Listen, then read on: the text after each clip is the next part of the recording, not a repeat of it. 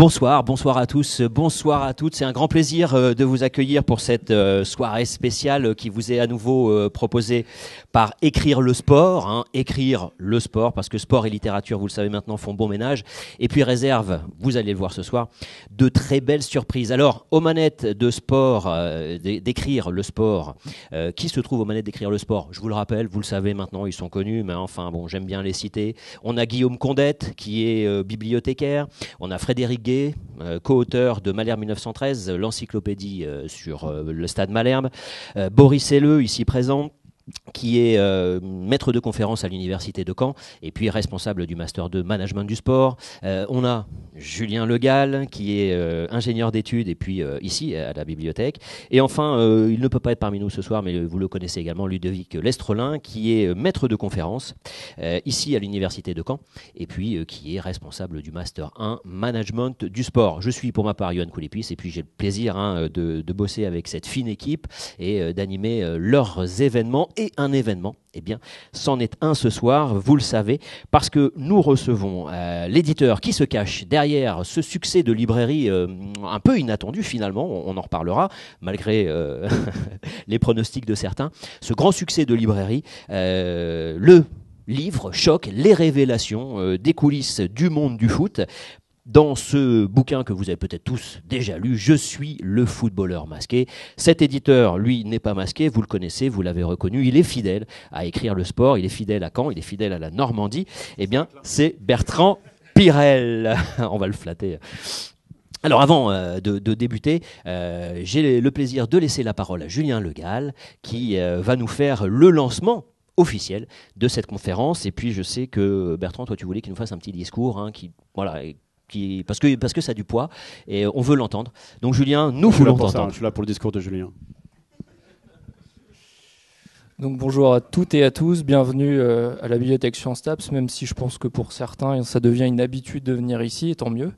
Donc on est ravis d'inviter Bertrand, qui est un soutien depuis déjà même le tout début d'Écrire le sport, à la fois comme intervenant mais aussi comme intermédiaire qui facilite la venue de noms ou d'auteurs qu'on avait envie de faire venir et puis qui nous aide sur l'organisation. Donc on est très content de le recevoir à nouveau pour ce grand succès qui est le footballeur masqué. Voilà, une conférence qui est co-organisée par le Master Management du Sport, la Bibliothèque Sciences Taps, évidemment, le projet Écrire le Sport. N'hésitez pas à tweeter pendant la conférence sur vos analyses, sur les remarques de Bertrand, avec le hashtag Écrire le Sport, évidemment, et puis à nous suivre sur le compte Twitter ou le compte Facebook, comme vous voulez. Voilà, donc n'hésitez pas à nous envoyer des messages régulièrement, ou aussi sur vos lectures, puisque ça fait partie des choses qui nous intéressent. Voilà, donc je vais laisser la parole à ceux que vous êtes venus voir surtout. Donc bonne conférence à tous et à toutes. Donc voilà. Bravo. Bravo, merci Julien, bravo à toi. Alors, eh bien voilà, Bertrand, bonsoir. Bonsoir. Alors rapidement, une petite présentation, mais vous le connaissez déjà. Bertrand, c'est le directeur du développement des éditions Hugo Sport, mais également Hugo Events. Vous pouvez regarder, un organisateur d'événements sportifs. C'est le traducteur de The Secret Footballer, les 2 tomes qui sont parus en France. Bertrand a été conseiller technique, notamment auprès du ministère des Sports. Il a été administrateur d'un club de football. Il est membre du comité directeur de la Fédération française de football américain. Non, plus. Plus. Bon, voilà, il fait tellement de choses. Rudy Riva a fait un putsch. Il était membre du comité directeur, donc. Il est vice-président et co-créateur du club de réflexion que vous connaissez probablement, Sport et Démocratie, dont Silver Henry Cissé est le président. Et puis, ça, vous le savez peut-être pas, vous l'avez peut-être pas vu sur sa bio, c'est moins officiel, mais j'ai à côté de moi une personne qui a reçu le diplôme du meilleur supporter des mains de Dieu, ou presque, des mains de Zinedine Zidane, Zizou. Alors voilà, ma première question, Bertrand, parce qu'il voulait savoir, il voulait connaître ma première question, mais je lui ai dit non, je ne vais pas te la révéler. Bertrand, c'est quoi ce diplôme de meilleur supporter remis des mains de Zinedine Zidane lui-même? Bonsoir à tous d'abord. avant de répondre à la boutade de Johan, je voulais vous dire à quel point je suis vraiment content d'être là avec vous, et à quel point moi aussi je remercie Julien, Écrire le sport, Boris et toute l'équipe pour tout ce qu'ils font. Éditeur, c'est un métier beaucoup plus solitaire que ça en a l'air, et on a parfois l'impression de prêcher un petit peu dans le désert. On n'a pas toujours un feedback sur les livres qu'on fait. Les réseaux sociaux nous permettent, et on en parlera certainement de plus en plus, d'avoir ce feedback, mais avec Écrire le sport, on a plus que ça. On a caisse de résonance, on a un lien direct avec nos lecteurs, avec des gens qui nous suivent, et on a des gens avec qui on peut finalement dialoguer. On a des gens qui maintenant, et vous en faites partie, nous inspirent sur l'édition des prochains livres. C'est-à-dire que c'est important pour nous de visualiser nos lecteurs, qui sont nos lecteurs, et d'imaginer à travers ce qu'on connaît de vous petit à petit, d'un message à l'autre, d'une conférence à l'autre, imaginez ce que vous pouvez avoir envie de lire, et puis nous ensuite, voilà, c'est plus confortable et beaucoup plus stimulant d'avoir en face de nous le portrait robot ou les portraits robots, parce qu'il y en a plusieurs, des lecteurs de sport. Donc vraiment c'est un vrai plaisir de venir ici. C'est presque devenu un petit peu une base arrière. Boris m'a dit qu'il y avait un mot plus technique en baseball pour base arrière, c'est champ extérieur, c'est ça. Et je dirais presque qu'on est en famille, et on va prolonger la proximité géographique. Johan parlait des événements qu'on organise avec la DIDRS les 27, 28 et 29 mars à Courseulles-sur-Mer, à Juno Beach. Donc j'espère que ce sera l'occasion de vous revoir nombreux. Voilà, c'était la page de publicité. Alors DIDRS, vous pouvez aller sur la page internet. Du coup, j'ai squeezé la question. Ça, c'est les hommes politiques. Vous voyez, vous leur posez une question. Avant de répondre à votre question, je voudrais vous dire, et puis c'est parti pour 15 minutes, on a oublié la question, on va passer, c'est pas grave, de toute façon, c'était juste pour mentionner, et c'était juste un petit clin d'œil. Alors, on est là réunis pour parler de Je suis le footballeur masqué, un footballeur qui, anonymement, nous fait plonger dans les coulisses du monde du foot. Alors, bien entendu, si vous l'avez lu et vous le savez, il est question de sexe, il est question d'alcool, il est question de fiesta, mais pas seulement, et c'est probablement pour ça que c'est très intéressant, c'est qu'on parle également de management, on parle des présidents, on parle des coachs, on parle des entraîneurs, on parle de tactique, on parle de pédagogie. Bref, on est au-delà des clichés, on est au-delà des idées reçues, et voilà, ce footballeur nous apporte une analyse. Ma première question, Bertrand, c'est tout simplement, comment est né ce projet du footballeur masqué? On a The Secret Footballer, et c'est pas voilà, une version française, édulcorée, c'est un vrai projet éditorial. Comment est né ce projet, Bertrand? C'est d'abord l'histoire d'un livre que je voulais pas faire. Vous le savez, Johan l'a rappelé, j'ai traduit The Secret Footballer. Et The Secret Footballer, pour moi, là pour le coup, c'est pas de la pub, il est vraiment tout en haut. Il est très très très très haut, et Johan a rappelé mon itinéraire un peu cabossé, un peu sinueux. C'est vraiment ce que j'ai fait de plus intéressant, ou dans lequel je me retrouve le plus dans la traduction de ce livre, et puis la proximité avec ce joueur-là, même si je le connais toujours pas. Quand le tome 1 est sorti et a rencontré un vrai beau succès, mon éditeur m'a dit mais trouve un joueur français pour faire la même chose. Je lui ai dit non, pas question. J'avais l'impression presque d'être sacrilège, de blasphémer, de le trahir, et plus le temps passait, plus j'avais un sentiment d'intimité ou de proximité avec le Secret Footballer, moins j'avais envie de faire quelque chose qui puisse être interprété par lui comme une sorte de trahison. Donc j'ai plutôt découragé les projets, soit qui venaient de la maison pour laquelle je travaille, Hugo Sport, soit qui venaient de l'extérieur, de joueurs que j'ai pu croiser, qui m'ont dit c'est bien ton livre, mais tu devrais essayer de faire une version française. Moi, ça m'intéresserait, on pourrait en parler. Chaque fois, j'ai dit non, peut-être même un peu virulemment parfois. Et puis les premiers mails de celui qui allait devenir le footballeur masqué sont arrivés, et j'ai vraiment pas fait attention. Pour des raisons que j'explique dans la préface, par une forme d'indifférence, la tête ailleurs. Mais au-delà de ça, vraiment, parce que le projet me tentait pas. J'avais pas envie de faire une parodie française du Secret Footballer. Et puis les mails se sont fait un petit peu plus à la fois insistants et consistants. Et j'ai lu ces premiers textes, Et je me suis dit, ouais, c'est vraiment pas la même chose. Donc, il n'est pas question ni de parodie, ni de trahison. C'est une autre voix, c'est un autre projet, c'est une autre écriture, c'est un autre tempérament. Et finalement, le plus important, c'est surtout un autre football dont on parle, un autre football dont il est question. Le travail de l'intérieur, l'observation de l'intérieur que le Secret Footballer a fait de la Première Ligue méritait aussi d'être fait pour la Ligue 1 et pour le football français. Et tu l'as dit, Johan, et tu as raison, c'est son regard, c'est son analyse, mais ça pourrait être un parmi d'autres, alors qu'à un moment il prétend avoir raison. C'est un témoignage parmi d'autres et qui, à mon avis, méritait d'être entendu. Et je trouve que parfois ce témoignage est plutôt drôle, qu'il est souvent très lucide, qu'il est en tout cas honnête et sincère, et que finalement, quand on regarde les réactions, c'est peut-être cette honnêteté, cette sincérité et cette lucidité qui pose le plus de problèmes à certains lecteurs du livre. Oui, alors on va revenir sur cette lucidité et puis cet esprit d'analyse qui me semble assez intéressant. Cependant, une question, alors peut-être une question un peu délicate, mais qu'on peut tous se poser, pourquoi finalement avancer masqué ? Pourquoi ne pas révéler son identité, ce joueur-là ?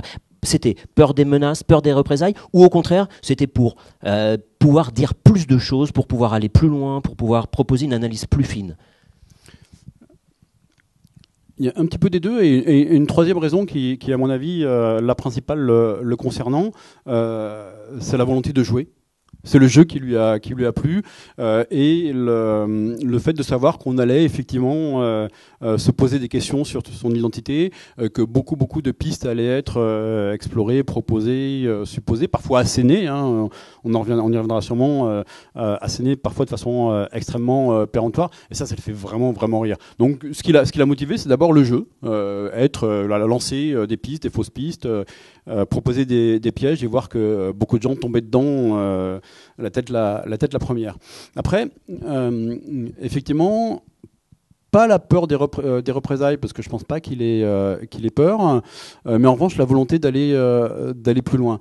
C'est compliqué aujourd'hui pour un joueur de parler. C'est compliqué aujourd'hui pour un joueur d'avoir son mot à dire, y compris dans les débats sur le football français. On a eu l'occasion de voir de très près tout ça avec Boris, et on s'est rendu compte que les joueurs étaient très absents du débat sur la compétitivité ou le devenir du foot français. Je me souviens d'un moment marquant quand on travaillait ensemble avec Boris, je ne sais plus si tu étais là ce jour-là, où on voit Claude Puel, et à la sortie de l'entretien avec Claude Puel, évidemment très intéressant, très, très lucide sur le football français, on lui demande le nom d'un joueur qu'on pourrait contacter, d'un joueur en activité qu'on pourrait contacter et qui pourrait nous dire des choses intéressantes sur le football. Il réfléchit, vous connaissez Puel, hein, il peut rester 2 minutes, 3 minutes, 5 minutes sans parler, donc il reste effectivement 2 minutes, 3 minutes, 5 minutes sans parler, en réfléchissant, et puis avec sa voix rocailleuse, au bout de 5 minutes, il dit « personne ». Voilà. Depuis, on a eu, Boris et moi, l'occasion de se rendre compte que, évidemment, c'était tout sauf vrai, mais on donne pas souvent la parole aux joueurs, alors que finalement, elle devrait leur appartenir, cette parole-là. Et je vais vous donner un autre exemple, quelqu'un que vous connaissez bien ici, qui est Jérôme Roten. Jérôme Roten, lui, il a payé vraiment très très cher sur ce qu'il avait osé dire dans son livre. Et je me souviens d'une discussion avec l'agent de Jérôme quand j'étais au ministère des Sports, au moment où Jérôme essayait d'obtenir une licence pour aller jouer en Corse et qu'il y avait des problèmes de règlement sur sa licence. Son agent m'a dit clairement, Jérôme, depuis qu'il a essayé de parler un petit peu, fait l'objet d'une omerta de la part de l'ensemble du système du football français. Donc oui, le masque permet, au-delà du jeu, d'aller un petit peu plus loin et de dire des choses qui méritent d'être entendues. Quel joueur aujourd'hui pourrait dire je n'ai rencontré que des tocards.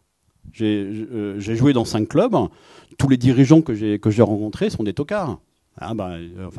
Ok, allez-y, essayez, mais derrière, quelle que soit la reconversion que vous voulez faire, ça risque d'être compliqué. Donc effectivement, ça lui permet de pousser le curseur un petit peu plus loin et de proposer cette analyse-là qu'on entend trop rarement. Alors comment vous avez fonctionné, Bertrand, avec ce joueur? Ce sont des échanges de textes, il t'envoie des textes, tu le rencontres, comment ça se passe? Est-ce qu'il y a eu une rencontre de visu où tout se fait? Il y a eu une rencontre physique, ouais. Oui, il y a eu une rencontre parce que j'avais besoin, moi aussi, de vérifier qu'il y avait un joueur derrière les textes. Donc, je l'ai vu. Je l'ai peu vu pour des questions de confidentialité, discrétion, etc. Et puis ensuite, on a fonctionné comme très souvent entre un éditeur et un auteur par envoi de mail. Le boulot a été exactement le même. Ça, je pense que c'est aussi un point sur lequel on reviendra. Le footballeur n'est pas exactement un homme comme les autres. En revanche, le footballeur est un auteur comme les autres. C'est-à-dire que pour moi, le travail a été le même. Il a même été encore plus simple que d'habitude pour deux raisons. D'abord parce que je pense que beaucoup de footballeurs ont le sens de la formule et de la formule qui fait mouche. Parce que pour survivre dans un vestiaire, il faut avoir le sens de la répartie.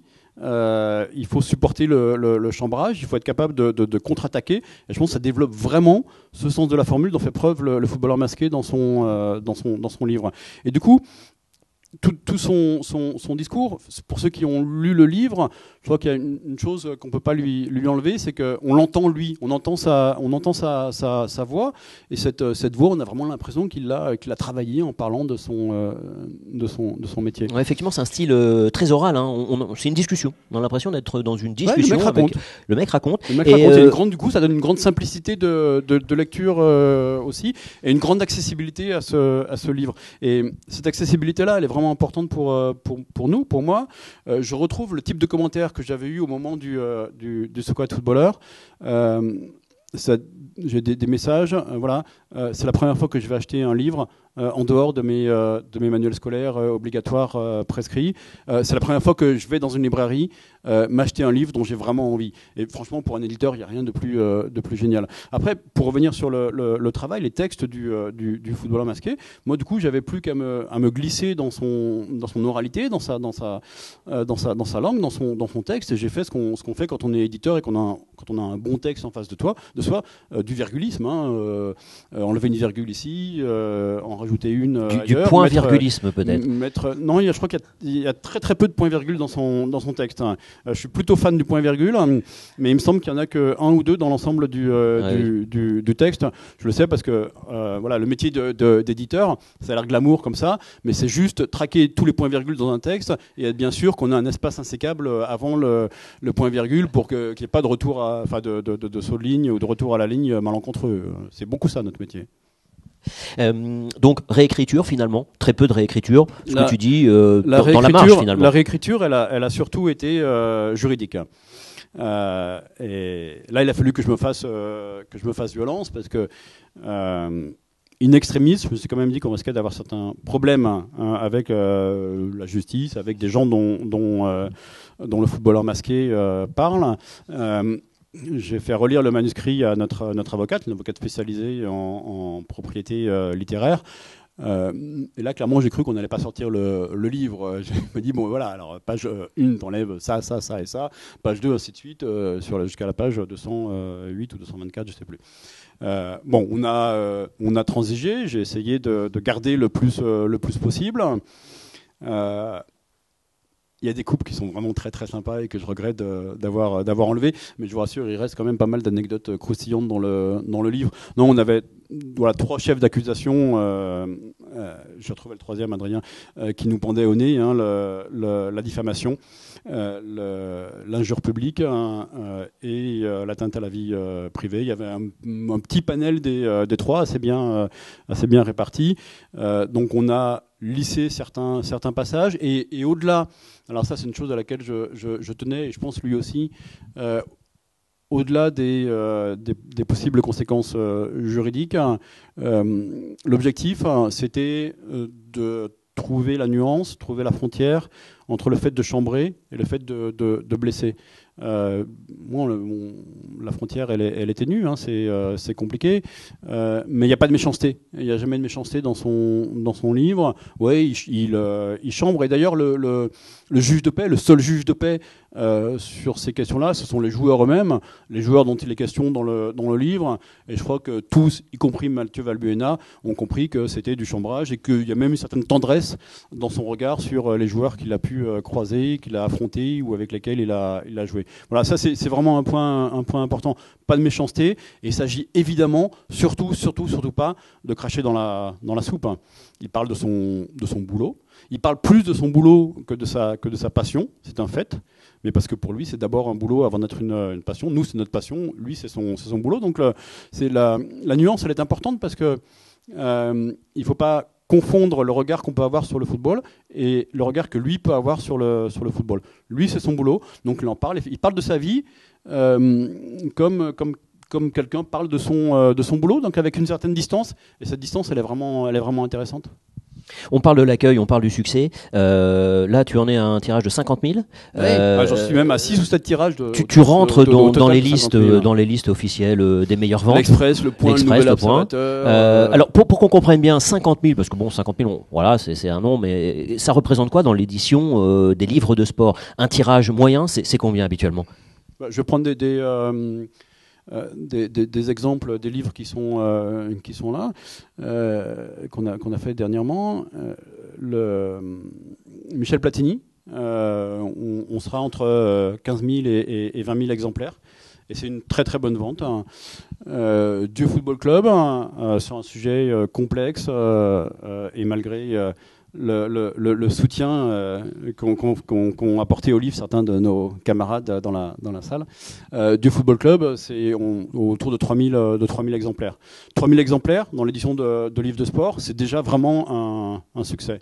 L'an dernier, en 2014, c'est la meilleure vente en football. Et ça, vraiment, quand vous voyez ça, vous avez envie de plier les gaules et de changer de métier. Ce sont les lettres à Thierry de Jean-Michel Larquet, qui font plus de 20 000 exemplaires. Le deuxième, c'est Giroud, et le troisième, c'est Michel Platini. Donc, je dis ça, on en parlera peut-être. Dans ce contexte-là, chaque aventure éditoriale est risquée si on veut être un petit peu innovant et apporter autre chose et raconter des histoires qu'on ne raconte généralement pas aujourd'hui dans les livres de sport. Alors ce qui est intéressant également sur l'accueil et la réception, c'est que c'est un nouveau public finalement là que tu as capté, tu as élargi ton public, on en parle partout, on en parle dans tous les médias généralistes, au-delà des médias spécialisés foot et même des médias spécialisés sport. Là, vraiment, c'est un mini phénomène de société pour le moment. Oui, mais tu peux même enlever le mini. Hein, c'est un vrai phénomène de société. Moi, j'avais jamais été confronté à ça. Même à l'époque de l'anti-manuel de philosophie de Michel Onfray que j'avais publié chez Bréal, où là, pour le coup, on a fait des chiffres de vente encore plus important. L'anti-manuel de philosophie, c'est 130 000 exemplaires. Mais on n'a pas eu le côté people que prend aujourd'hui le footballeur masqué. Et puis, on ne connaissait pas non plus le phénomène des réseaux sociaux et évidemment la caisse d'amplification des réseaux sociaux. Il y a eu vraiment trois phases sur l'accueil et la sortie et la naissance de ce buzz, la naissance, l'émergence et l'amplification de ce buzz. Le livre est sorti le 26 janvier, je crois. Un mois avant, on a commencé, donc J-30, à publier des bonnes feuilles sur lepoint.fr. Accueil immédiat. Il n'aura pas le Goncourt. C'est sûr qu'il ne sera pas dans la Pléiade. C'est écrit avec les pieds. Boum. Tous les clichés que vous pouviez attendre sur un livre écrit par un footballeur, au bout de 12 lignes, qui étaient plutôt sympas, peut-être effectivement, peut-être un peu trop cul, mais écrit, bien écrit. Les clichés étaient là, c'est un footballeur, donc il n'aura pas le Goncourt. Et très vite, mais même chose, peut-être même avant ces 12 premières lignes, c'est soit Édouard Cissé, soit Vicage Dorasso.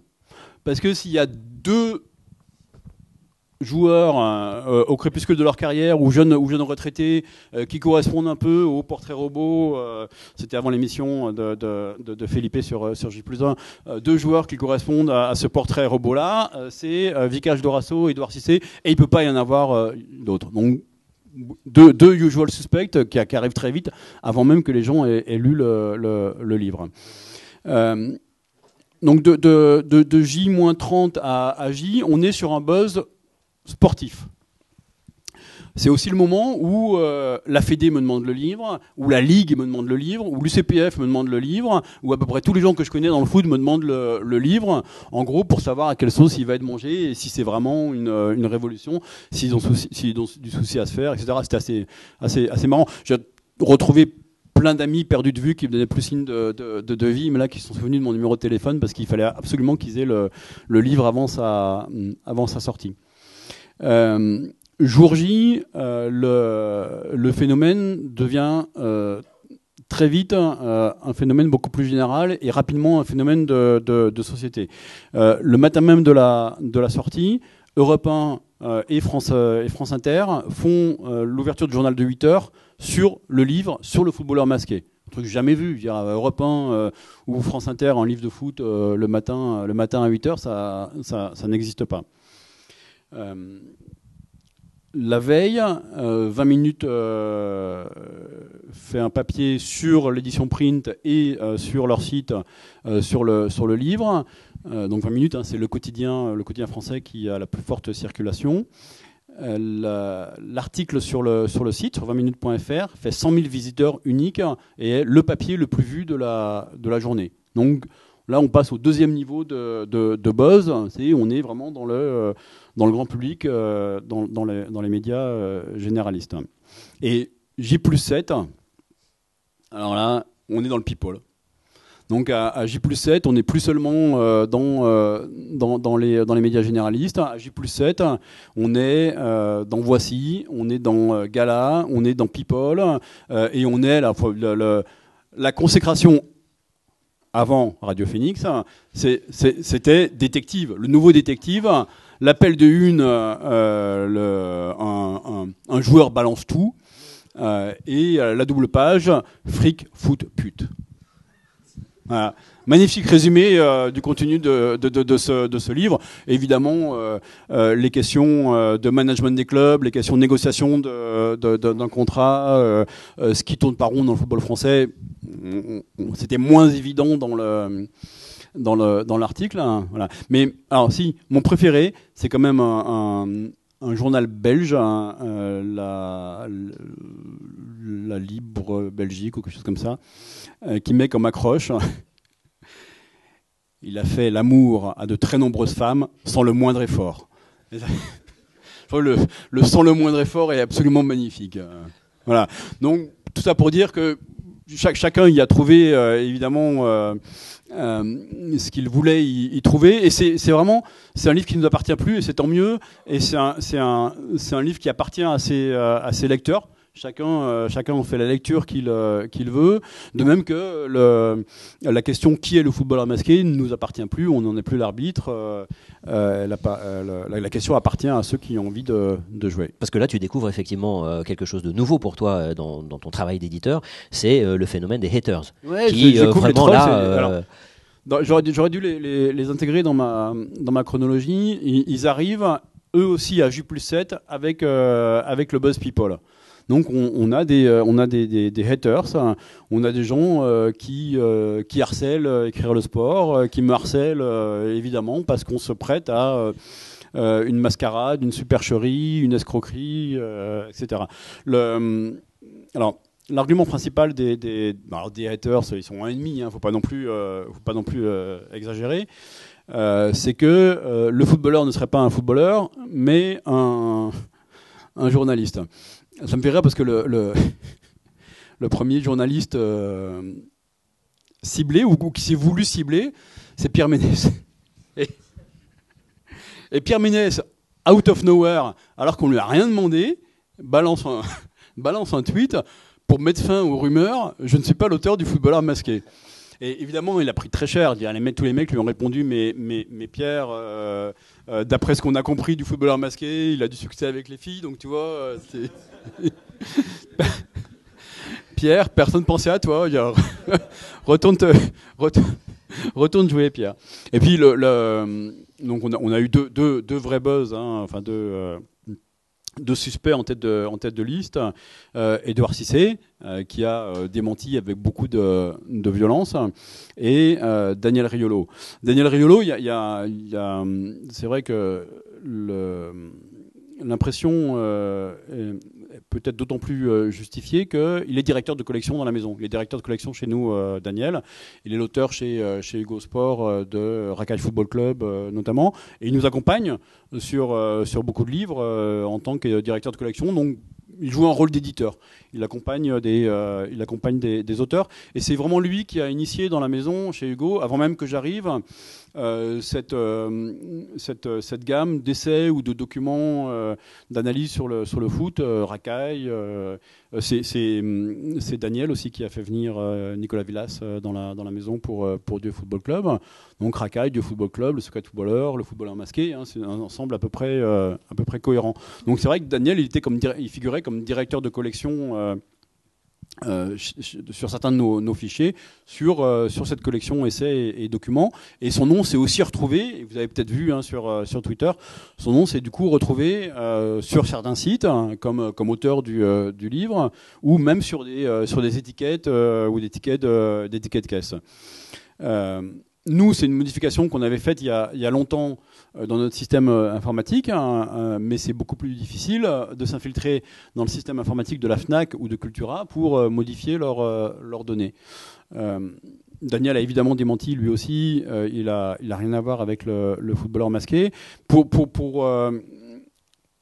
L'exemple le plus probant, c'est que vous trouvez aussi des sites qui indiquent que Daniel Riolo est l'auteur de The Secret Footballer.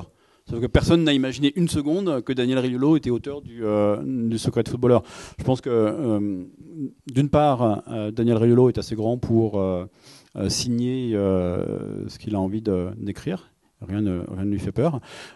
Et d'autre part, les footballeurs qui ont lu le livre, eux, et je crois que là aussi c'est le vrai juge de paix, n'imaginent pas une seconde que ça puisse être un journaliste. C'est-à-dire qu'ils reconnaissent tous un joueur et la voix d'un joueur. Si je peux le citer parce que je pense que ça le dérangerait pas. Michael Landreau a écrit une très belle préface pour 11 mètres. L'histoire du penalty, hein, qui sort demain en librairie. Michael a lu le footballeur masqué. Michael figure dans le footballeur masqué. La seule question que se pose Michael, c'est est-ce qu'il y a un joueur ou est-ce qu'il y a deux ou trois joueurs? Mais c'est évidemment pas un journaliste. Ce que tu nous confirmes, Bertrand, c'est que, en tout cas, ça tu peux l'affirmer, c'est bien un joueur de foot qui a écrit Je suis le footballeur masqué. Donc du coup, l'hypothèse Riolo, là, elle commence à s'épuiser un petit peu, même si certains la relancent avec une assiduité et un acharnement qui leur font honneur. Et on passe à de nouveaux suspects. On parle beaucoup en ce moment de Viltord, de Luyendela, de Roten, de Dorasso toujours. De Sylvain Distin, de Fabrice Abriel, de Fabrice Pancrate, etc. On pourrait faire toute une équipe de foot avec les différents suspects. Ah si, il y a eu un sondage, il y a un site qui a fait un sondage et qui est passé assez inaperçu, c'est dommage. Échantillon assez large, hein, plus de 600 réponses. Et le suspect principal, c'était Tony Vérel. Waouh. Magnifique. Tony Vérel devant Laurent Leroy. Mais ça montre quelque chose, l'hypothèse Tony Vérel, c'est qu'aujourd'hui, on a arrêté de chercher à partir des indices et qu'on cherche plus sur la psychologie de l'auteur, sur ce qu'il peut avoir envie de dire, sur ses accidents de parcours éventuels, sur le rapport qu'il peut entretenir avec le milieu du football. Alors justement, Bertrand, je te propose moi que maintenant nous plongions dans le texte, dans le livre, et puis on va débuter par ces fameuses questions de sexe pour les évacuer sans aucun mauvais jeu de mots, mais voilà, pour pouvoir ensuite se concentrer sur l'essentiel. Alors, le sexe. Ça fonctionne toujours comme ça avec le footballeur masqué. Il y a un constat et puis après une analyse. Il débute par le sexe parce qu'il sait que nous, en tant que lecteurs, ça va nous capter pour ensuite nous dire des choses très profondes. Alors, n'ayez pas l'esprit mal placé, s'il vous plaît. Alors, le constat est le suivant. Le foot aime le cul, c'est la jungle, la baise libérale. Les femmes étaient du bétail à disposition. La notoriété d'un footeux est un pouvoir absolu. Une généralité? Non, un constat. Le pouvoir rend les femmes folles et sans limite. Waouh! Là, c'est dur quand même, cette vision, les femmes sont du bétail. Ma notoriété fait que je peux tout avoir. Je ne vais pas lire, mais j'ai noté, page 45, il explique que la femme dit non à rien du tout. Comment, quand on lit ça, quand on est éditeur, comment on interprète ça de la part d'un jeune homme? Il a quoi, une trentaine d'années? Je suis conscient de la violence de ce qu'il dit. Encore une fois, c'est son témoignage à lui, c'est un témoignage qui n'appartient qu'à lui, c'est ce qu'il a vécu lui. Moi là pour le coup, je n'ai pas le droit de lui imposer une vision des rapports de sexe qui serait plus proche de la mienne et qui serait pas la sienne. J'ai eu l'occasion d'aller en soirée avec certains de ces mecs dans le foot, pas seulement dans le foot, dans le rugby, dans le hand. J'ai fêté des titres de champion du monde avec l'équipe de France de handball. J'utiliserai jamais le mot bétail. C'est pas dans mon vocabulaire, c'est pas dans ma conception de la vie, mais c'est super impressionnant. C'est vraiment super impressionnant ce qui se passe. Et alors, ce qui est intéressant, on parlait de constat, on parle ensuite d'analyse, et notamment par rapport à la prostitution. Évidemment, il y a eu beaucoup faut que je choisisse mes mots, que je fasse attention, beaucoup d'histoires liées à la prostitution. Il a une analyse très intéressante. Alors, il évoque un premier point, effectivement, certains joueurs ne sont pas forcément de grands dragueurs et c'est difficile pour eux, donc c'est un pis-aller la prostitution, mais il va plus loin. Il dit « Je pense aussi que cela correspond à une perversion, je peux tout me payer, même le sexe. » C'est-à-dire que là, vraiment, c'est le pouvoir de l'argent. Et il pointe du doigt ce qui va être probablement un des fils conducteurs de tout ce livre, c'est l'argent et son pouvoir. Et là, on le voit, il le dit, les femmes tombent à ses pieds parce que, voilà, il est beau, parce qu'il est connu, pour résumer. Mais il y a quand même des footballeurs qui veulent payer parce que je me paye, j'achète, je possède. Oui, je suis pas super à l'aise pour parler de ces questions-là, parce que là, pour le coup, encore une fois, ça n'appartient qu'à lui.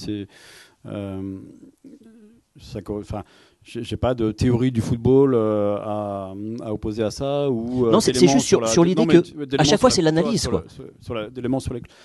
Est-ce que c'est une analyse? Je suis pas sûr que ce soit une analyse. C'est un ressenti, c'est l'expression effectivement d'un ultra-matérialisme qui passe par les filles, mais pas seulement les filles. Si aujourd'hui, en lisant le livre, on a l'impression que FFF, c'est filles, frime, fringues et fric.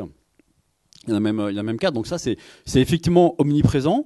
C'est omniprésent dans tous les compartiments du jeu, dans le vestiaire, en dehors du vestiaire, et ça passe par les filles. Effectivement, ce rapport carnassier avec des filles qui, pour certaines, et là aussi, je suis super prudent, j'ai perdu plein d'amis féministes avec ce livre, donc je fais gaffe.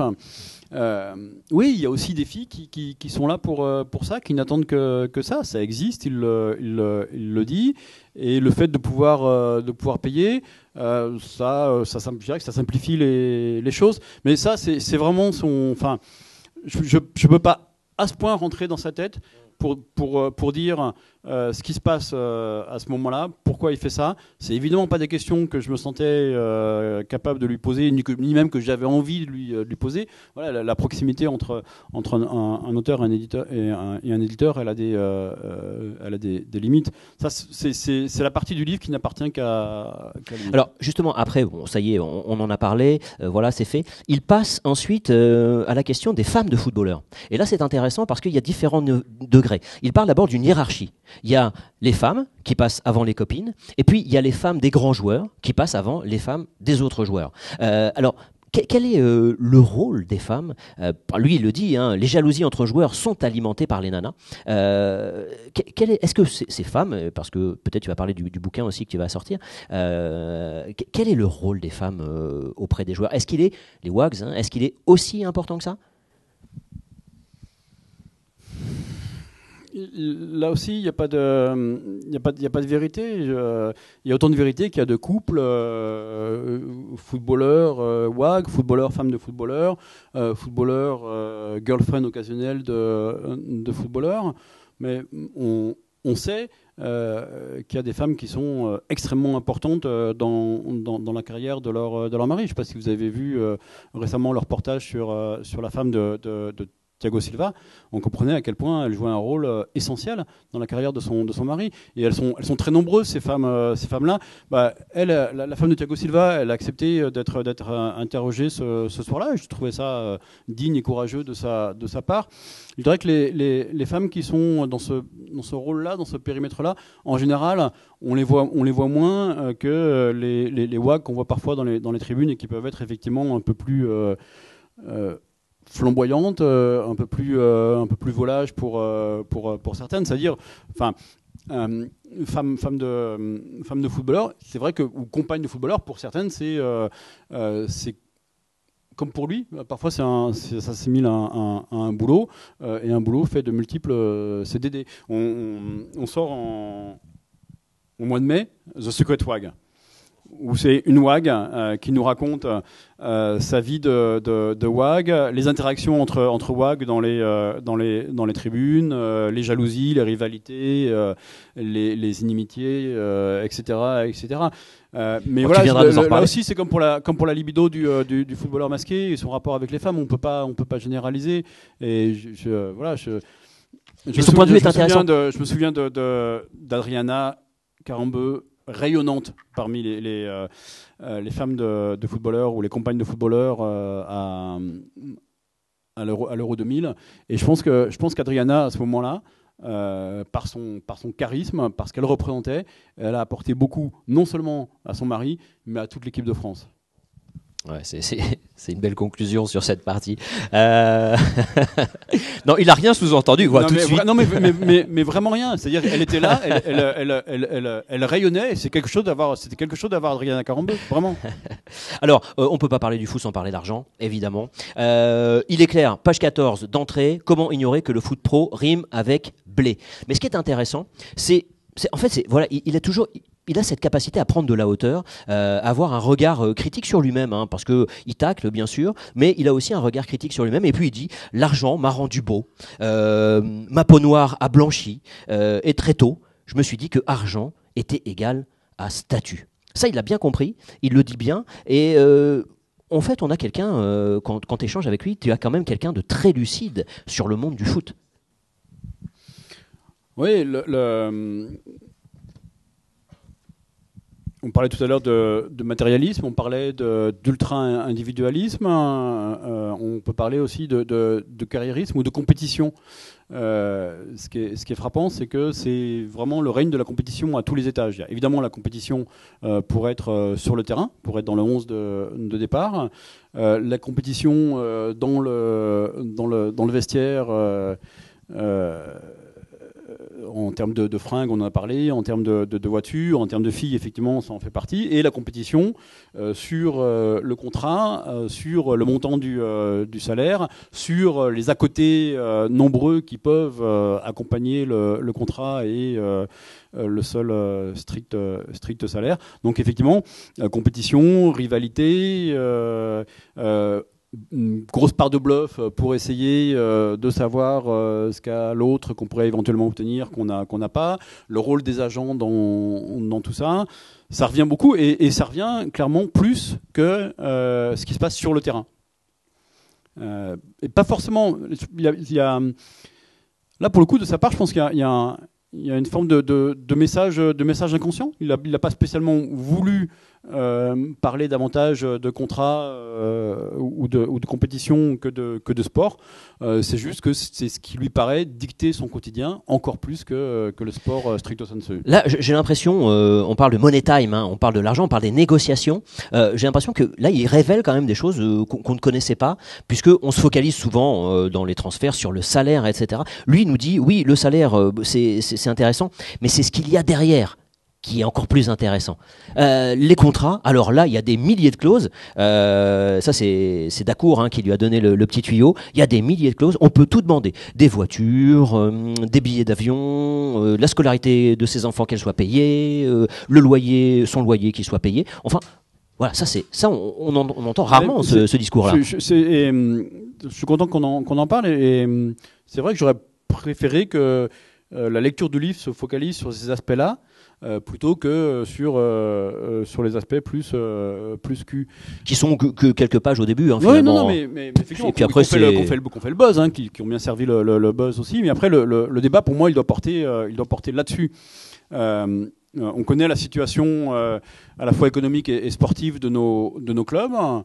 Et c'est vrai, quand on lit ce que dit le footballeur masqué, à la fois sur le niveau de compétence de nos dirigeants d'une part et sur l'espèce de laisser aller sur les salaires et les à côté qui vont avec les salaires d'autre part, on a envie de leur dire, les gars, avant de vous poser en victime sur les charges que vous avez à payer, sur les droits télé qui sont plus importants en première ligue, etc., recommencez par gérer votre boîte.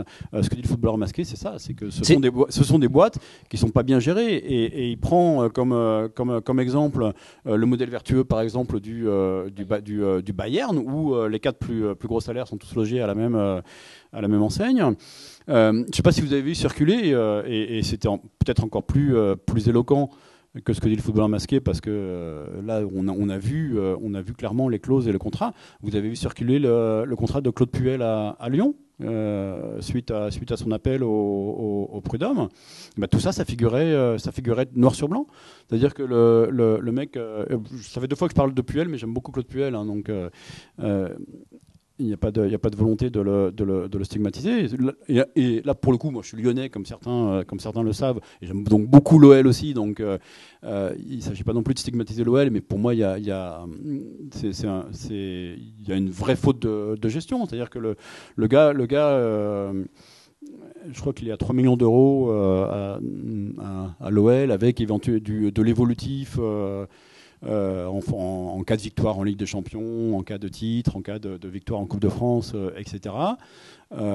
Plus une indemnité de loyer de 3 000 euros par an et les communications payées sur son portable et son abonnement portable de payer. J'ai envie de dire, mais il y a peut-être un moment où on peut s'arrêter, non ? Peut-être que 3 millions d'euros, il peut aussi payer ses communications sur son portable et éventuellement payer son loyer. Voilà, on a ouvert la porte à beaucoup de choses. Et l'exemple d'Olivier Dacour dont tu parlais est intéressant. C'est-à-dire qu'Olivier Dacour à Leeds, il négocie une clause qui lui permet, quels que soient les recrutements, de rester automatiquement dans les 3 ou plus gros salaires du club. Donc c'est l'époque où Leeds a de nouveaux propriétaires et où sky is the limit. Donc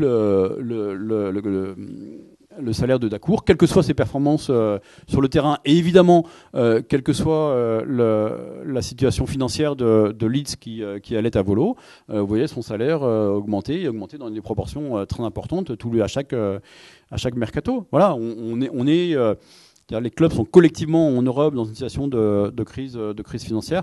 On pourrait peut-être commencer à faire attention à ça. Mais ce qui est important, et ce que disent à la fois le secret footballeur et le footballeur masqué, c'est n'en voulez pas aux joueurs. Personne n'a mis un pistolet sur la tempe des dirigeants pour les obliger à signer ces contrats. Et qu'est-ce que vous feriez à notre place ? C'est ce qu'il dit. On propose ça, on prend. Qui signe le contrat, on oblige le mec à nous filer l'oseille, on demande, on obtient ou pas.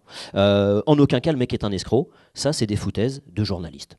Bah oui, effectivement, personne n'est obligé de payer un transfert 10 millions, de donner 400 000 euros par mois.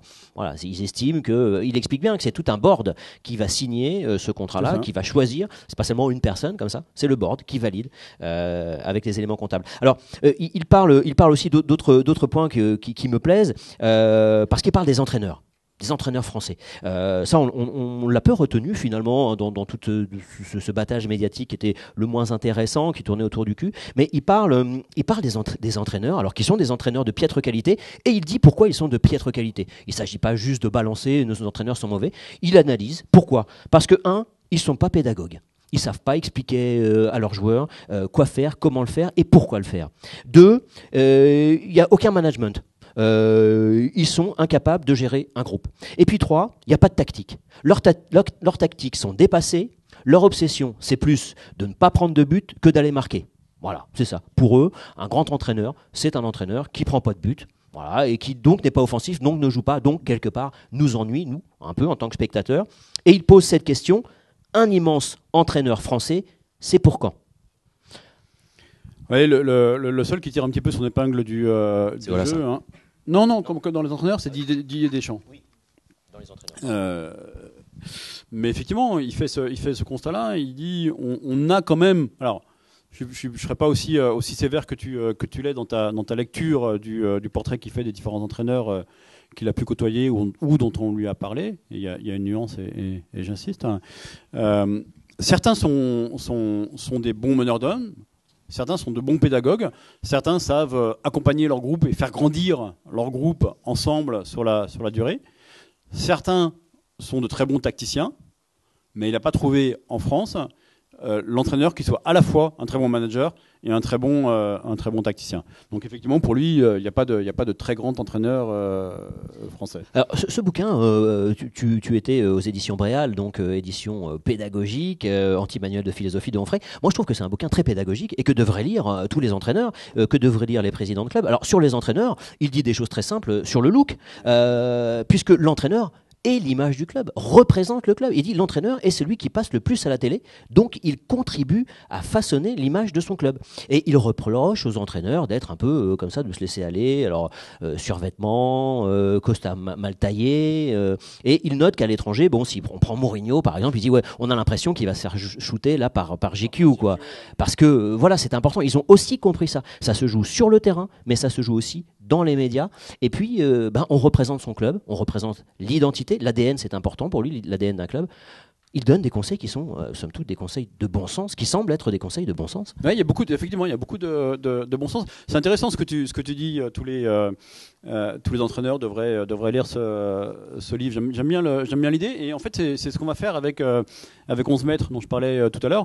11 mètres, on l'envoie à tous les gardiens de Ligue 1 et à tous les entraîneurs de Ligue 1. Et j'espère qu'ils le prendront bien. Et il y a vraiment des conseils, là aussi, des conseils pratiques pour savoir comment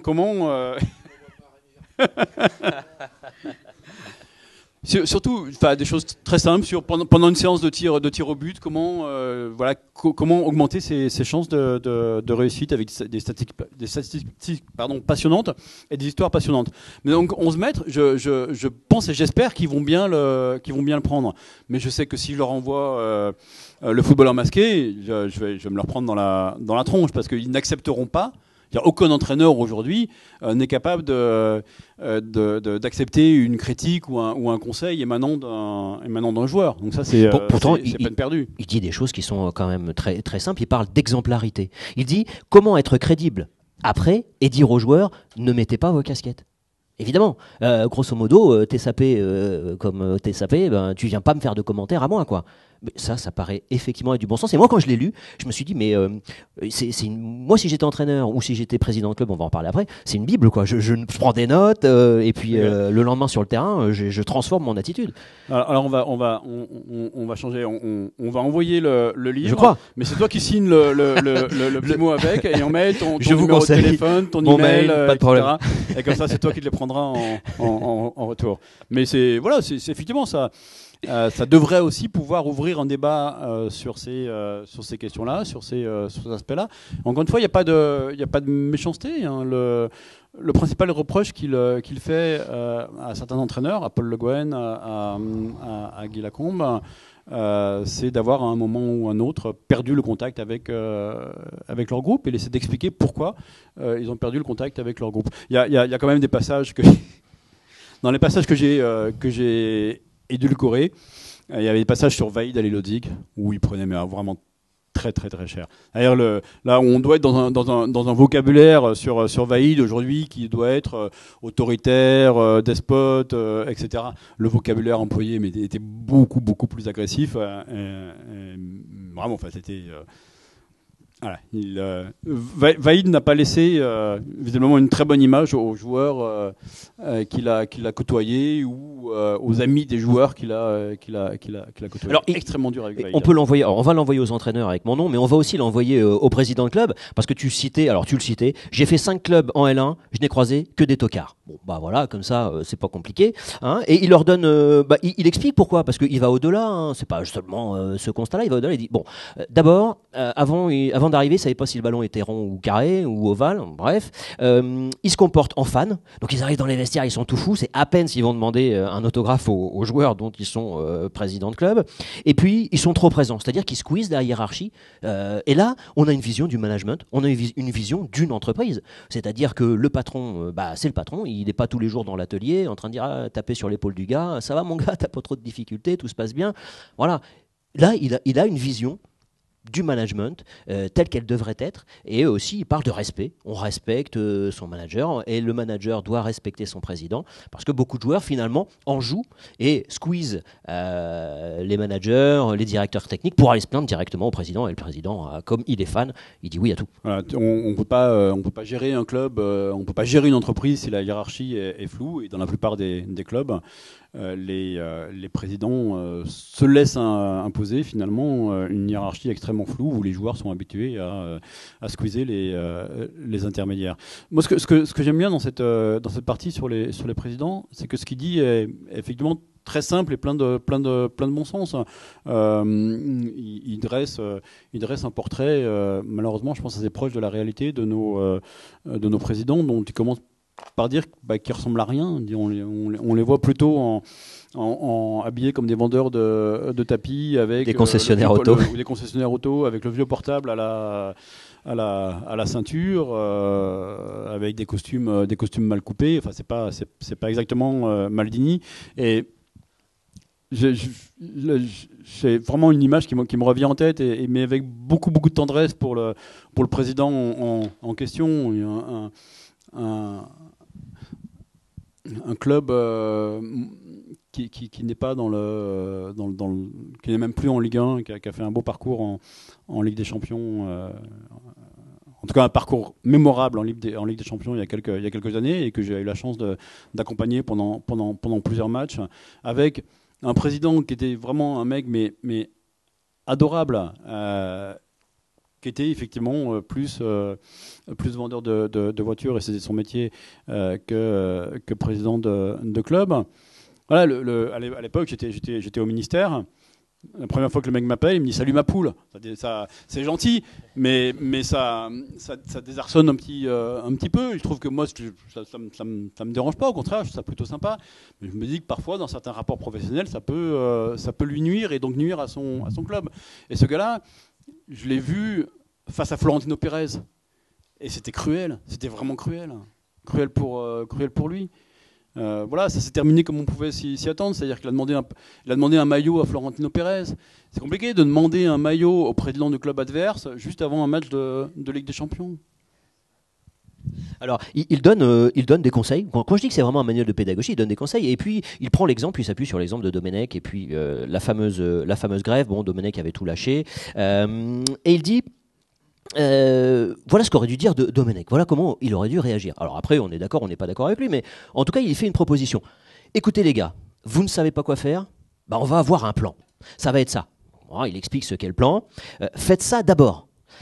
Bon, après, vous faites ce que vous voulez, mais ne le faites pas d'abord. Ne faites pas d'abord ce que vous voulez. Essayons de faire ce plan. Essayons ensemble, et puis si ça fonctionne pas, ok, après vous faites ce que vous voulez. Bon, mais lui, c'était trop tard, il avait déjà tout lâché. Ça, finalement, ça tient en peu de phrases, en peu de mots, mais c'est à nouveau du bon sens. C'est très simple, mais il raconte effectivement que Domenech s'est usé sur la durée et qu'il y a un moment où il n'a pas réussi à faire face à la pression de ses cadres et à l'autoritarisme de ses cadres dans son vestiaire. Et effectivement, enfin, Domenech, on l'a vu lâcher, on a vu le moment où il était plus là. Alors, il nous parle bien sûr des joueurs, hein, puisqu'il est lui-même joueur. Il dresse un constat, le sien, son analyse, mais qui renvoie finalement, tu me diras ce que tu en penses Bertrand, mais on parle du foot, mais finalement on pourrait parler de la société dans son ensemble. Finalement, le foot n'est pas hors de la société, mais bien un miroir de la société, fait partie de la société. Comme toujours. Il parle d'individualisme, il dit c'est un sport collectif où il n'est question que d'ego. Dans un club bien géré, les joueurs sont à la disposition du coach. En France, eh bien, ils sont le plus souvent à la disposition de leur boulard, de leur image, de leur agent, de leur état d'âme. Le joueur... C'est la phrase la plus cinglante. Vas-y, ça. Et puis le joueur se fout que l'équipe marche ou pas, tant que lui sort du lot. Bon, alors effectivement, on peut tacler les joueurs, mais est-ce que c'est pas le monde dans lequel on vit aujourd'hui ? Est-ce que c'est propre uniquement aux footballeurs ? Parce que ça ne représente pas le monde dans lequel on vit. Non, ça représente le monde dans lequel on vit et ça serait propre à chacun de nous, livré à lui-même finalement, sans management fiable, comme peuvent l'être beaucoup de footballeurs. Donc nous, il se trouve que dans la plupart de nos entreprises ou institutions pour lesquelles on travaille, on a des garde-fous. Et ce sont ces garde-fous qui nous évitent de vivre dans une jungle quotidienne. Malheureusement, beaucoup de footballeurs ou beaucoup de clubs ne disposent pas de ces garde-fous. Donc voilà, leurs boulards, leurs agents, leurs états d'âme. C'est évidemment excessif, mais cette phrase-là, elle a comme objectif et comme vertu, je pense, de provoquer et de susciter le débat. Là encore, je veux dire, enfin, tous les jours depuis un mois, hein, l'actualité a nourri le propos du footballeur masqué. Est-ce que vous avez lu d'une part et surtout entendu d'autre part l'interview de Samir Nasri ? Image, boulard, ego, état d'âme et ultra-individualisme. Hier, Samir Nasri, à chaque réponse, son interview, c'est moi ma gueule, quoi. Moi ma gueule sur le terrain et moi ma gueule en dehors du terrain. On dit à Nasri, mais vous intimidiez les jeunes joueurs en équipe de France. Non, je les intimidais pas, je leur parlais pas. Ok. Vous imaginez, vous arrivez, vous êtes jeune joueur, vous arrivez et vous avez Nasri, Ribéry, Benzema et Abidal et Evra ensemble, tous les cinq, parlant à personne et allant pas vers les autres. Compliqué de trouver sa place. Il revient alors peut-être sur un mythe, le mythe de la grande équipe de 98, on est tous potes, c'est la fiesta, etc. Et il dit finalement, c'est difficile d'avoir des amis dans le monde du foot. Pourquoi ? Parce que ce qui est difficile, c'est d'avoir des amis qui sont au même poste que soi. Et ça, on peut l'entendre. Il prend cet exemple, il dit voilà, des potes, c'était Zidane, Dugarry, Candela, bon, un attaquant, un milieu, un défenseur. En revanche, Leboeuf et Blanc ne pouvaient pas se piffrer. Bon, après, il y a eu aussi la déclaration de Leboeuf, bien sûr, mais voilà. Ça, c'est aussi vrai dans la vie.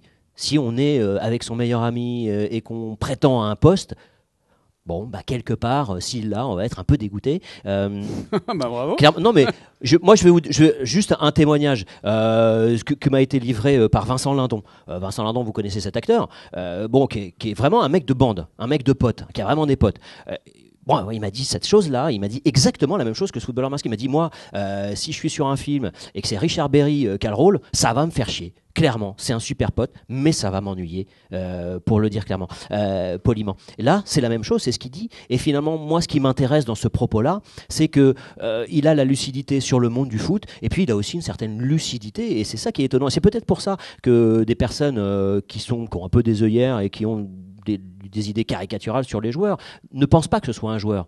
Parce qu'il a pris beaucoup de hauteur, il a beaucoup de réflexion, beaucoup d'analyse, et qui dépasse, à mon sens, le foot. Moi, quand je l'ai lu, j'ai lu quelque chose qui dépassait le foot. Et donc Moi, je voudrais savoir, Ben, la difficulté, c'est que toi, tu connais, tu sais qui c'est, et on peut pas savoir qui c'est, on peut pas te demander. Mais est-ce que ça, c'est juste cette vision, toi, tu l'as ressenti chez lui, ce côté vraiment au-delà du foot, qui a une réflexion, qui peut-être aller au-delà du foot ou pas? Peut-être que j'extrapole, hein, c'est peut-être ma lecture.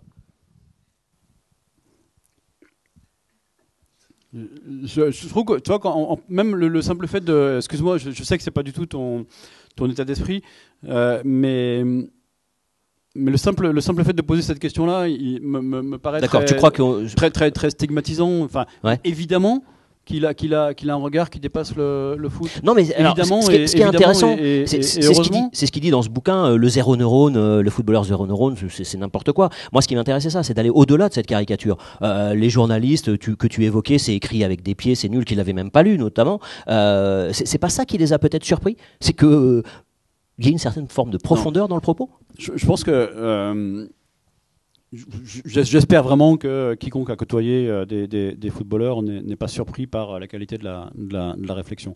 Pour revenir aux critiques un peu acerbes qu'il y a pu y avoir sur le livre, je pense que le moteur c'est pas ça.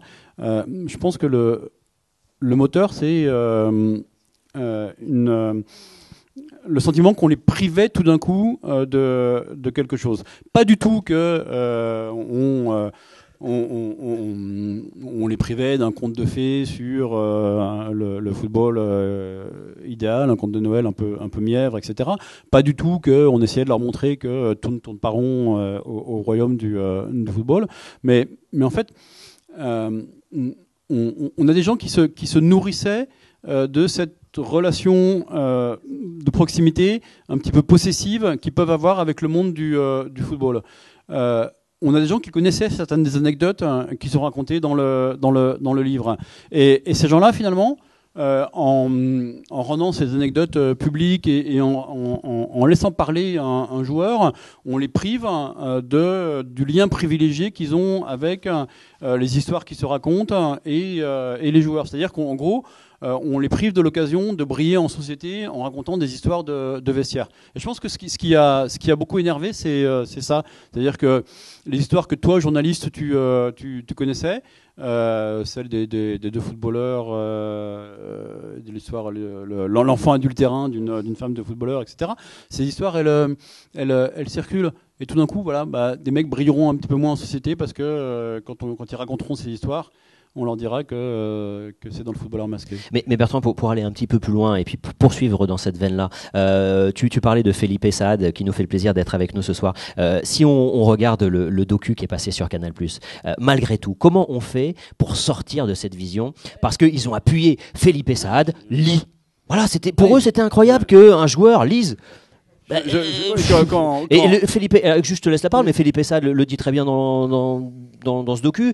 Il est dans le bus, il lit un livre, il y a un autre joueur qui dit ah ouais tu lis, bah tiens je te le prête, et puis il l'a lu. Bon voilà, comment on fait pour sortir de ce cliché? Le mec il vient de Canal et il fait un docu sur Felipe, alors qui était très intéressant sur l'aspect dont on parle pas souvent de remplaçant, mais quand même il faut mettre une couche. Il lit comme si c'était extraordinaire.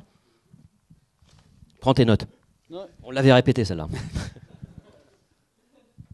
Ouais. Je vais chanter. Deux choses. Je vais revenir sur une citation du. Ma question, du non, mais comment on fait pour sortir de ça? Quand j'ai vu le premier sujet sur Felipe avec Boris en guest star, je me suis dit ça. Non seulement il lit, mais en plus il est un pote universitaire. Déjà si un footballeur qui lit devient un petit peu une bête curieuse dans le paysage du football français, vous imaginez moi avec mon footballeur qui écrit. C'est plus crédible. Hein. Donc effectivement, ce sujet a été assez incroyable. Ouais, il lit des livres. Ben oui, mais je trouve qu'il n'est pas le seul. Et laissez-le dire, laissez-le expliquer qu'il n'est pas le seul. Et effectivement, il n'est pas le seul. Donc il y avait cette espèce de sensationnalisme incroyable de Canal dans ce sujet-là. Heureusement, largement rattrapé par la deuxième invitation de Felipe à J+1, où on a vu qu'il y avait vraiment, autre chose, une vision du monde là pour le coup, pour reprendre ton expression, et une générosité qui le poussait à lire, mais comme à aller chercher d'autres. Est-ce que Felipe Saad est le footballeur masqué? Ouais, moi j'ai promis que je dirais rien, alors c'est... Bon, tu peux ni dire oui ni dire non. Ok. Non, attends, ouais, vas-y. Vas-y. Je vais revenir sur, tu vois, le parasitisme qu'il y a dans le milieu du football et c'est à mon avis ce parasitisme-là qui effectivement parfois dénature un petit peu l'accueil du livre. Il parle du phénomène de cours. Je ne sais pas si tu as prévu d'en parler, mais il dit voilà... les intrus, les mollusques, les louves, les sireurs de pompe, les vicieux, les sangsues, les opportunistes, bref, la cour. Et je crois que c'est cette cour aujourd'hui, nos trolls ou nos haters. Hein. C'est ces gens-là qu'on est venu un petit peu déranger. Encore une fois, bon accueil du livre chez les footballeurs ou de façon générale chez quiconque a mis les pieds dans un vestiaire. Bon accueil du livre chez les journalistes qui ont un niveau supérieur de réflexion. Je vous invite à lire l'article sur le livre sur eurosport.fr, hein, le livre qui vraiment fait comprendre ce qui ne va pas dans le football français. Ça, pour moi, c'était le meilleur article de tous. L'article que je voudrais citer aussi, article incroyable des Arocs. Les Arocs qui s'intéressent à un livre de foot. Boris m'a dit, putain, c'est l'apothéose, c'est la consécration.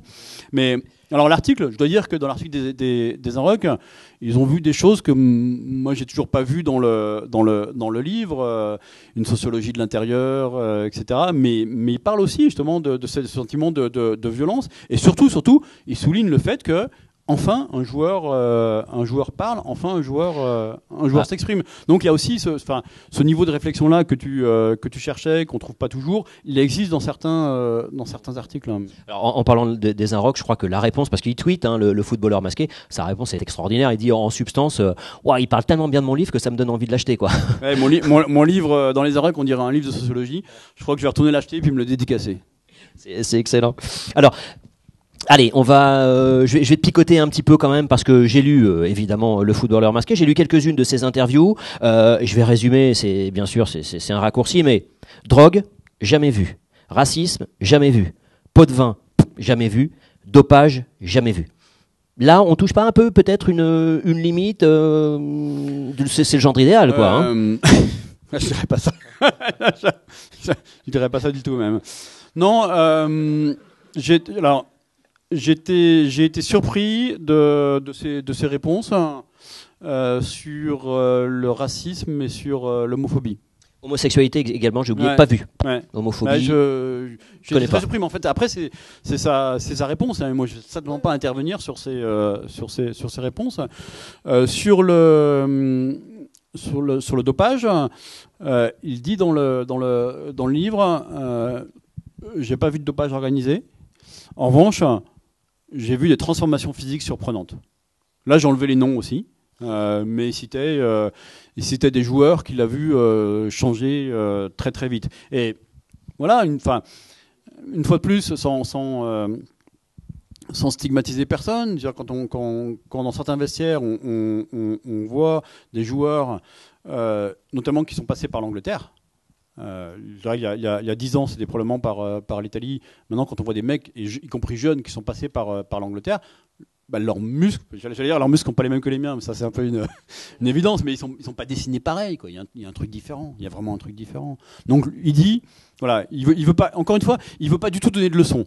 Et parler davantage du dopage, ce serait déjà commencer à donner des leçons. Donc il dit, il y a certaines transformations physiques qui m'interpellent, et puis la puissance développée par le Bayern Munich interpelle aussi plus d'un observateur du football. Hein. Mais c'est pas son truc, quoi. C'est non, pas en le tout cas, c'est quand même tout sauf angélique et c'est quand même tout sauf une vision mièvre et lisse du football français. Hein. Il n'a pas tout vu, il a vu des choses quand même. Ça c'est clair. On parle de l'après-foot. Il dit sans foot tu n'es rien et il est assez lucide aussi. Ce que l'on retient de ta carrière ou de la carrière d'un footballeur finalement, c'est le palmarès. Pas les matchs que tu as joués. Être sur la photo. Sur la bonne photo. Parce que voilà, quand tu traverses un club, tu vois les photos, tu vois les coupes et tu te souviens des types qui sont autour. Qu'est-ce qu'il va devenir ? Il ne sait pas trop quoi faire actuellement, il se pose des questions. Non, et il y a même... je crois qu'il faut vraiment lui laisser un peu de temps pour parler de ça. il se contredit même sur ce qu'il veut faire. Tout à fait. Il veut pas être dans la lumière. Il veut être dans la lumière. En dehors du football, je crois qu'il a pas encore tourné la page. Il a vécu une aventure absolument extraordinaire. Il a vécu une aventure qu'il a transformée. Et sa retraite, c'est une deuxième aventure qui est probablement aussi violente. Il explique à quel point la première a pu être violente. Donc il est en train de subir la deuxième. Donc je crois qu'il ne faut pas attendre de lui aujourd'hui ni de décision, ni de conviction sur ce qu'il va faire. Les joueurs mettent toujours un petit peu de temps à se trouver et c'est normal. Ça veut dire aussi qu'ils ne sont pas suffisamment préparés. On ne les a pas suffisamment préparés, on ne les a pas suffisamment poussés à réfléchir à ça. Donc là, oui, il y a une vraie forme de malaise et ces contradictions, je crois qu'il faut les interpréter comme une vraie difficulté et une vraie douleur.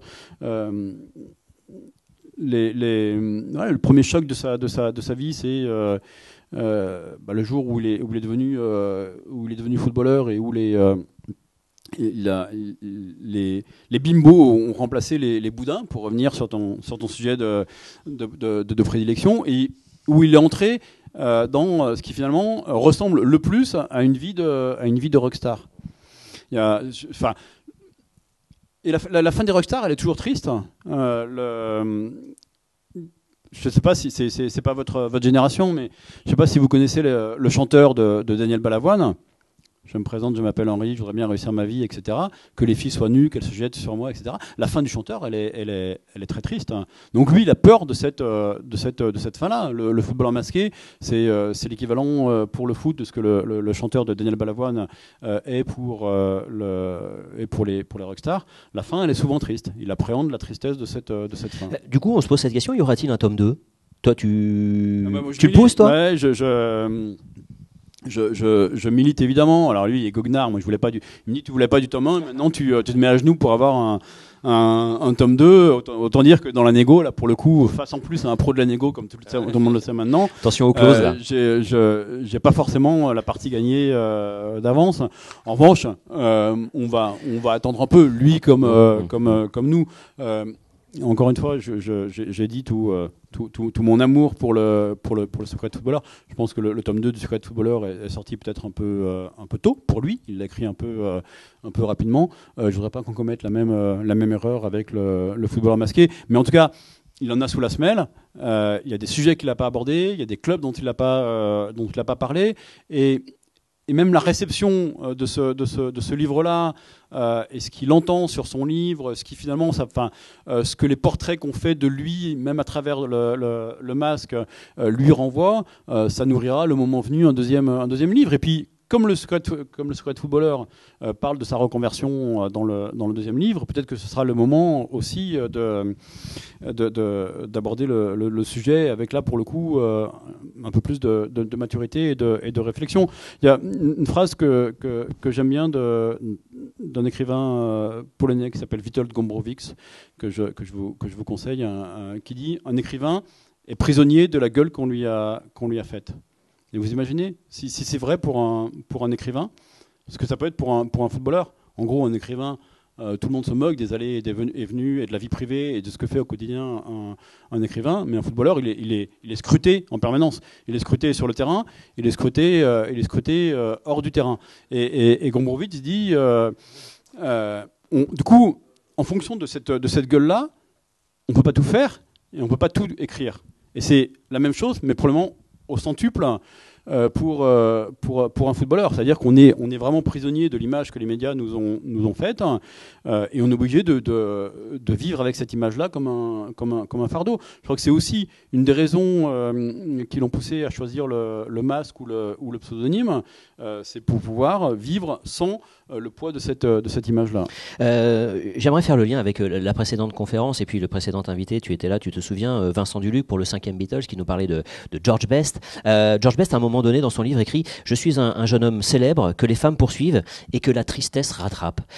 Il est dans quel état d'esprit, ce joueur, aujourd'hui ? Ça lui met un petit coup de peps, parce qu'on sait que c'est une petite mort, arrêter. C'est exactement ça. Il a été rattrapé par la tristesse, et Et là, l'accueil du footballeur masqué, l'accueil de son livre, le très bon accueil. Hein, on s'est beaucoup focalisé sur les critiques parce que je pense que les critiques disent beaucoup aussi de nous-mêmes ou de ceux qui critiquent, de ceux qui réfutent à un footballeur le droit de pouvoir écrire. Donc les critiques sont vraiment intéressantes, mais il y a aussi beaucoup de joie autour de ce livre. C'est d'abord un livre joyeux, c'est d'abord ça. Hein. On a parlé de l'aspect un petit peu caustique, de l'aspect un petit peu critique, mais c'est d'abord, et ça veut d'abord être un livre joyeux, et c'est un livre dont l'accueil lui a fait beaucoup de bien. Effectivement, ça lui met du baume au cœur et même plus. Hein. Je suis le footballeur masqué dans les coulisses du foot français chez Hugo Sport. Voilà, nous en avons parlé. J'espère que pour ceux qui l'ont pas lu, vous aurez envie de l'acheter, de le lire. Ceux qui l'ont lu, pourquoi pas de le relire avec un angle nouveau. On a la chance d'avoir Bertrand Pirel. Et puis, une fois n'est pas coutume, nous avons la chance aussi d'avoir du temps. Et c'est pourquoi j'ai le plaisir maintenant de vous donner la parole. On avait prévu ça avec Julien, vous permettre un grand temps d'échange pour poser toutes vos questions.